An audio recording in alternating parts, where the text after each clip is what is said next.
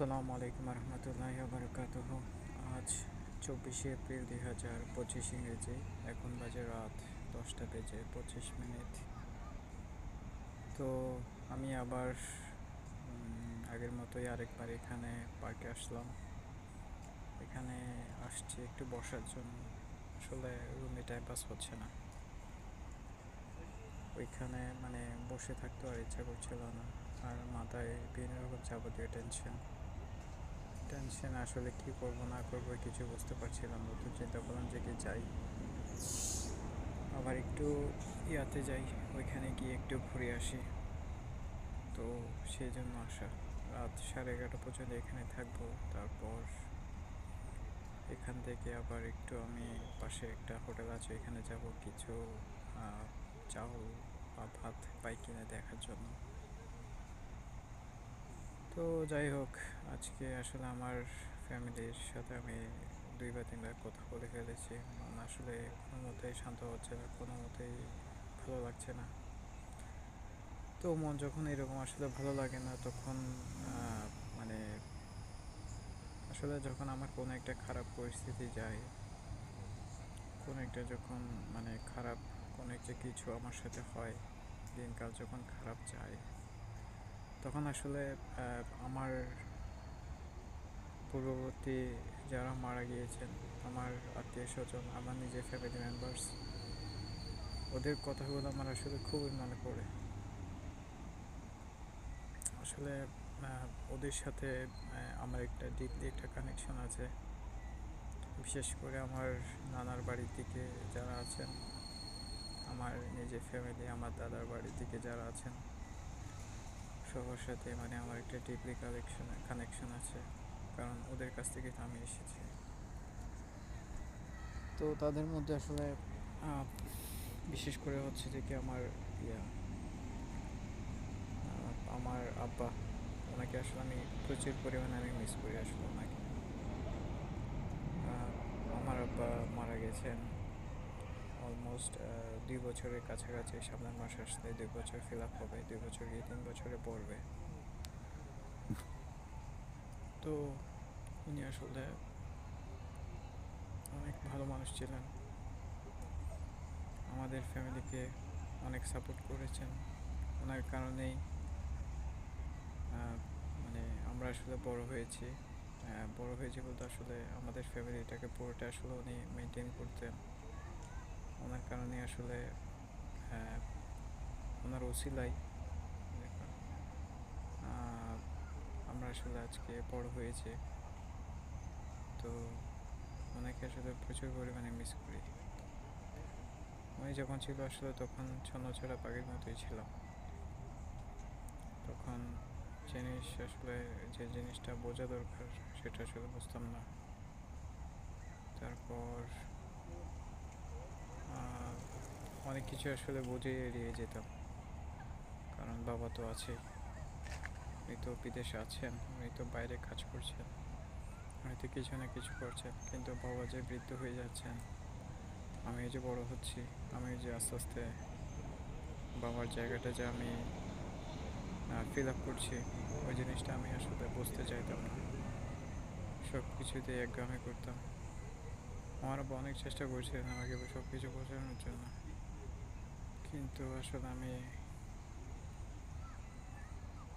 বুঝতে চাইতাম না বা বুঝতে চাওয়ার চেষ্টাই করতাম না। তো আজকে যখন উনি মারা গিয়েছেন, ওনার যে ছায়াটা ছিল, বাবা নামক যে ছায়াটা, ওইটা যখন আমার উপর থেকে সরে গিয়েছে, এখন আসলে বুঝতে পারছি দুনিয়াদারি আসলে কতটুকু কঠিন। তখন আসলে কঠিন সেটা বুঝতে পারতাম, বাট উনি যে নাই, ওনারও বর্তমানে যে আমি বর্তমানে আছি এখানে, ফ্যামিলিটা যে আমাকে দিয়ে গিয়েছেন, এখন আসলে বুঝতে পারছি যে উনি আসলে আমাদের জন্য কত বড় একটা অমূল্য রত্ন ছিল, কি হারিয়েছি। তো যাই হোক, কিছুই তো আসলে করার নেই। আসলে এখানে আমি আমার চেষ্টাটা আমি করে যাচ্ছি এখন ওনার অবর্তমানে, বাট উনি যে মারা গিয়েছেন আজকে আসলে 2 বছর হতে চললো। এখনো পর্যন্ত আসলে কোনো কিছু সেটেল করতে পারিনি, কোনো কিছু সুযোগ সুবিধা করতে পারিনি। উনি যে আসলে জিনিসটার জন্য মারা গিয়েছে ওই জিনিসটাতে আমি এখনো সাকসেস হতে পারিনি।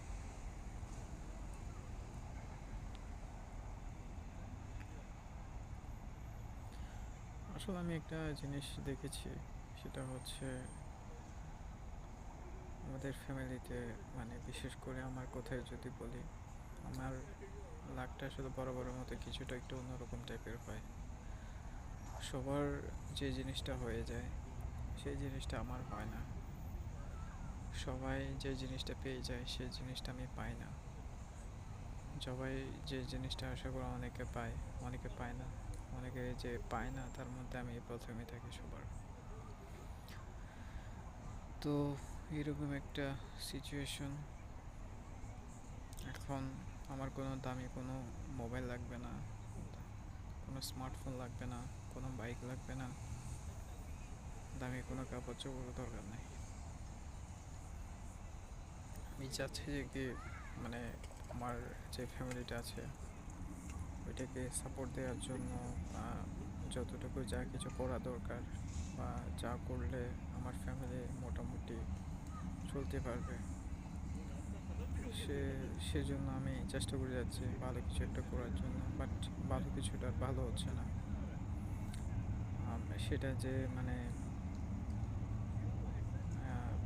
খারাপ যে ছিল, খারাপ যে মানে খারাপ থেকে খারাপটার দিকে যাচ্ছে, কোনো মতে মানে ভালোর দিকে আনতে পারছি না আমার নিজের লাভটাকে। জানি না আসলে এরকম আর কতদিন চলে, কতদিন যায়। বয়সটা আস্তে আস্তে অনেক বেড়ে গিয়েছে। এখন আমার যেখানে ফুললি আমার ফ্যামিলিকে সাপোর্ট দেওয়া দরকার সেখানে আমি পারছি না, পসিবল হচ্ছে না। আর আজকে থেকে যদি আমি 10 বছর আগের কথাই যদি ধরি, আমার আব্বা তখন আমাকে অনেক চিল্লাচিল্লি করতেন, মানে কোন একটা কাজকর্ম করার জন্য, কিছু একটা করার জন্য, নিজে পায়ে নিজে দাঁড়ানোর জন্য। তো আসলে আমি ওইরকম এগুলো গায়ে মাখতাম না। তো লাস্ট পর্যন্ত 2015 লাস্টে গিয়ে মোটামুটি মানে ভালো একটা ভালো না আসলে ওইটা, মানে টুকটাক একটা কিছু একটা করা শুরু করলাম, একটা চাকরি করা শুরু করলাম, সেখান থেকে আরেকটা, সেখান থেকে আরেকটা, এভাবে করে করে আসলে 4-5টা চাকরি চেঞ্জ করেছি। বাট কোনো সিচুয়েশন কোনো চেঞ্জ হয়নি। চাকরিতে গিয়ে আসলে প্রথমে মোটামুটি আমার ফ্লোটা ভালোই ছিল, কিন্তু পরবর্তী দিকে অবস্থা একদম খারাপ হয়ে গিয়েছিল। এমন অবস্থা হয়েছিল যে আমি একদম লাস্ট বাংলাদেশে যে চাকরিটা করেছিলাম 2022-এর নভেম্বরের 1 তারিখ আমি আমার লাস্ট যেটা বাংলাদেশে জব করেছিলাম সেটা ছেড়ে দিয়েছিলাম। তো অক্টোবর মাসে আসলে আমি যে স্যালারিটা পাওয়ার কথা, 1 টাকাও স্যালারি পাইনি। ওদের কোম্পানির রুলস ছিল যে কি আমাকে নির্দিষ্ট একটা অ্যামাউন্ট করতে হবে, ক্রিয়েট করতে হবে সেল। যদি আমি এটা করতে না পারি তাহলে কোম্পানি আমাকে কোনো স্যালারি দেবে না, জিরো স্যালারি দেবে। তো যার কারণে শেষ পর্যন্ত দেখা গেলো যে কি আমি ওই মাসের স্যালারিটা পাইনি। তো শেষ পর্যন্ত আমি কী করলাম, আমি নভেম্বরের 1 তারিখ আমি কোনো রিজাইনই দিইনি, আমি যাওয়াটা বন্ধ করে দিই। তো কোম্পানিকে এর আগে আমি অনেকবার ট্রাই করেছিলাম, বলার চেষ্টা করেছিলাম যে কি আসলে আমি চাকরি করবো না, আমি ছেড়ে দিচ্ছি। তো কোম্পানি আসলে সেই জিনিসটা আমার গায়ে মাখেনি। তো শেষ পর্যন্ত গিয়ে মানে আমি জবটাই ছেড়ে দিলাম, জবটাই আর করলাম না। তো তারপরে তো আসলে আর দেশে আর কোনো জব করা হয়নি। আমি চিন্তা করেছিলাম যে জানুয়ারি থেকে আবার নতুন কোনো একটা জব শুরু করব, কিন্তু বাংলাদেশের জবে যে পরিস্থিতি, আমি আর আসলে করার আগ্রহী ছিলাম না। আর তাছাড়া বাংলাদেশে আসলে জব করে আসলে পরিমাণ টাকা ইনকাম করা যায় না, সব সব সেক্টরে আসলে তো ইনকাম করা যায় না। আমি যে সেক্টরগুলো দেখছিলাম ওগুলোতে অবস্থা একদমই খারাপ, অন্য সেক্টরগুলোর কথা তো বাদই দিলাম। তো শেষ পর্যন্ত আমি জব ইয়ার করলাম না। তো মাঝখানে আমার আব্বাও মারা গেলেন বিদেশ উনি দেশে আসার পর। তারপর এরপর থেকে মানে আমি এখানে আসার একটা অফার পেলাম। তো এখানে আসছি, আসার পরে এখনো পর্যন্ত কোনো একটা করতে পারিনি, সুবিধা করতে পারিনি। আর জানি না আসলে আমি এটা ভবিষ্যতে আমার কি আছে। তবে একটা জিনিস আমি নিশ্চিত হয়ে গিয়েছি, আমার লাইফে দুঃখটা মনে হয় সহজে ছাড়বে না আমাকে। আরও অনেক কষ্ট করতে হবে, আরও অনেক কষ্ট বাকি আছে।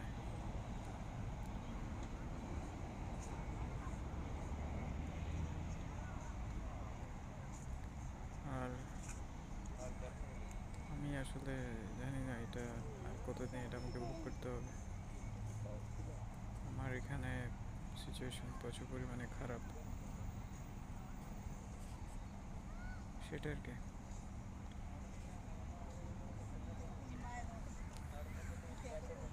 আর মানে